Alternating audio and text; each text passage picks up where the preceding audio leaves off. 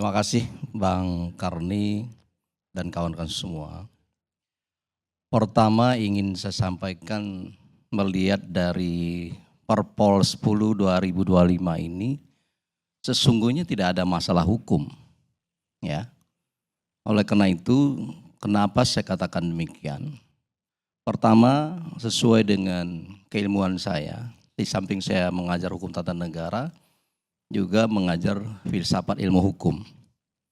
Dalam filsafat umum hukum itu ada 3 ranah yang perlu kita kaji. Pertama adalah soal epistemologi hukum, kedua adalah ontologi hukum, dan ketiga adalah aksiologi hukum. Dari 3 ranah ini, kalau saya lihat objeknya tadi adalah soal Perpol 10 2025, misalnya dari epistemologi hukum. Bagaimana Perpol ini dikeluarkan atau diterbitkan, apakah melalui prosedur yang benar atau tidak. Menurut pengamatan saya dan apa yang disampaikan oleh Prof. Jimli tadi, bahwa ini sudah dibahas dan dikaji oleh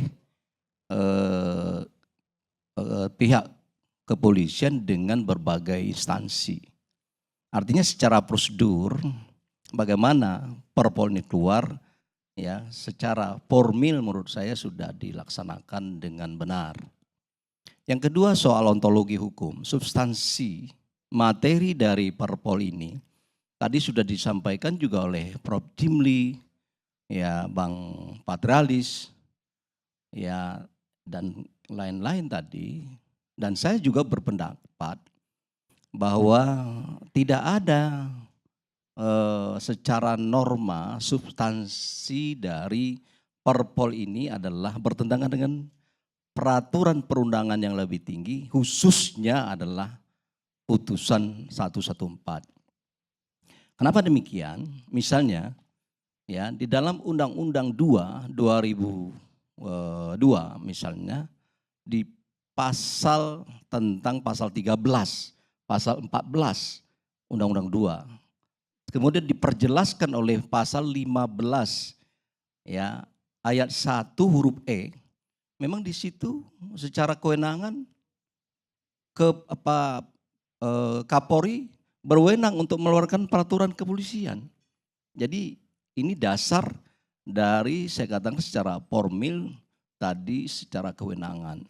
Secara substantif juga bahwa sebenarnya kalau secara ontologi yang saya perjelas dengan niat dan semangat dari keluarnya Perpol ini dalam rangka untuk mencari jalan keluar yang terbaik untuk sementara. Makanya saya katakan Perpol 10 ini sebagai sarana hukum antara sebelum adanya undang-undang atau PP yang berkaitan dengan materi yang sedang kita bahas. Nah, kemudian dari aksiologi hukum, ini kalau saya lihat ada kaitan dengan ontologi hukum tadi, bahwa semangatnya dalam rangka mencari jalan keluar, bukan untuk menjadi timbulnya masalah hukum yang baru. Nah, dari 3 ranah ini, ya, menurut saya secara prinsip adalah tidak bertentangan dengan peraturan perundangan yang lebih tinggi. Kemudian dari aspek hukum administrasi. Aspek hukum administrasi yang saya maksud ada kaitan dengan soal filsafat ilmu hukum tadi, yaitu berkaitan dengan soal azas-azas hukum yang berlaku misalnya. Di mana Prof. Jimli tadi sudah sampaikan juga, ya, bahwa ada namanya head for modern arithmetic head, panrehmantic head. Artinya, ya, bahwa setiap keputusan pejabat pemerintah dianggap sah dan benar sebelum adanya, ya, lembaga atau pengadilan yang menyatakan itu adalah tidak sah atau dibatalkan. Nah, dengan demikian, ya, tentu dari hukum administrasi secara formil juga, secara material. Kalau saya lihat, terlepas dari yang disampaikan oleh Prof. Jimli tadi, ada sedikit ya kelemahan karena tidak mengutip dari konsiderannya 114. Saya kira itu bisa juga diterima, tetapi secara substantifnya bahwa secara hukum administrasi dia tetap sah berlaku sepanjang belum ada ya lembaga pengadilan atau lembaga yang berwenang untuk mengatakan menguji itu secara hukum. Kemudian dari politik hukum. Dari politik hukum ini sudah saya tulis sebenarnya dalam tulisan saya, politik hukum kepolisian ditinjau dari Undang-Undang Dasar 45. Kita mulai dari tadi Bung Repli sudah sedikit membuka tabir pasal 30 ayat 4 Undang-Undang Dasar Negara Republik Indonesia. Di sana jelas ya berkorelasi dengan pasal 13 Undang-Undang 2 tahun 2002 tentang kepolisian.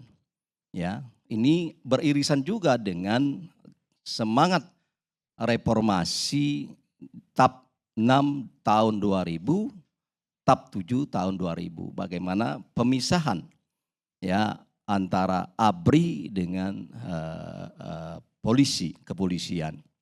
Artinya ini adalah sebuah reformasi yang diawali dengan keinginan bahwa mengatur konstitusi pasal 30 ayat 4 di mana kepolisian itu adalah alat negara yang bertugas memang bidang keamanan dan ketertiban masyarakat, kemudian adalah melakukan penegakan hukum, dan terakhir adalah melindungi, mengayomi, dan melakukan pelayanan terhadap masyarakat. Ini merupakan satu kesatuan yang tidak terpisahkan dalam konteks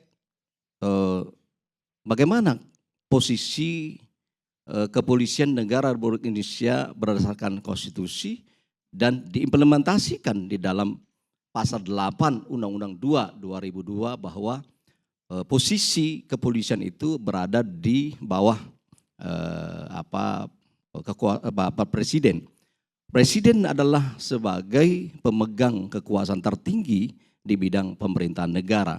Saya kira dengan demikian maka wajar kiranya tadi Bang Patrialis sudah sampaikan juga ya bahwa kepolisian ini tidak bisa hanya berada di kandang sendiri ya besar, tapi memang dibutuhkan. Sebenarnya saya menangkap dari statementnya Bang Repli tadi sebenarnya secara tidak langsung, mohon maaf kalau itu salah saya tafsirkan. Sebenarnya bahwa sebagai human security tentu polisi itu dibutuhkan di beberapa tempat, kementerian misalnya kan. Nah, jadi dia bukan alat pertahanan tetapi adalah sebuah keamanan masyarakat. Nah, oleh karena itu Bang Karni dan kawan-kawan semua, menurut saya dari politik hukumnya memang ini perlu memang kita ya ke depan, saya sudah sampaikan perlu memang dalam undang-undang perubahan kepolisian dirubah dan dimasukkanlah materi muatan perpol ini ya lebih kuat di dalam sebuah undang-undang. Agar kenapa? Agar supaya nanti tidak berkelanjutan polemik hukum, dan itu juga sebagai contoh misalnya di bidang TNI. TNI sudah dilakukan perubahan, ada 14 ya bidang-bidang yang boleh dijabat oleh anggota TNI. Oleh karena itu saya kira ya saya sependapat kalau itu tidak hanya PP diatur tentang materi muatan yang sedang dibahas ini atau menjadi polemik ini, maka menurut saya lebih bagus memang itu diatur dalam undang-undang. Tapi untuk sementara mungkin yang dimaksud oleh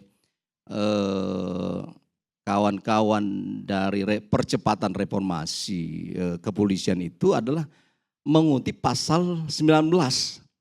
Pasal 19 ayat 3 yang undang-undang ASN itu Bang Karni, bahwa di mana bahwa jabatan-jabatan yang bisa diduduki oleh kepolisian dalam jabatan tertentu itu diatur dengan PP, peraturan pemerintah. Nah mungkin itulah sementara jalan keluar yang saya lihat kenapa munculnya ide memasukkan materi muatan Perpol ini ke dalam peraturan pemerintah. Saya kira tidak ada masalah kalau memang itu adalah untuk sementara. Tetapi menurut saya adalah di undang-undang itu lebih pas. Kemudian tentu dari segi perlu kita juga kaji secara sistemik bahwa Perpol ini dikeluarkan dalam rangka untuk sementara saja mungkin begitu. Namun ya Prof. Jimli tadi sudah sampaikan kalau seandainya memang ini adalah menjadi masalah maka di hold dulu.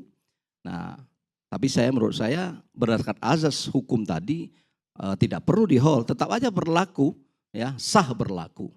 Saya kira itu yang perlu saya sampaikan di samping memang kebanyakan apa yang disampaikan oleh Prof. Jimli tadi adalah lebih memperjelas intinya dari Prof. Jimli menurut saya tadi bahwa Perpol ini tidak bertentangan dengan putusan 114. Terima kasih. Assalamualaikum warahmatullahi wabarakatuh.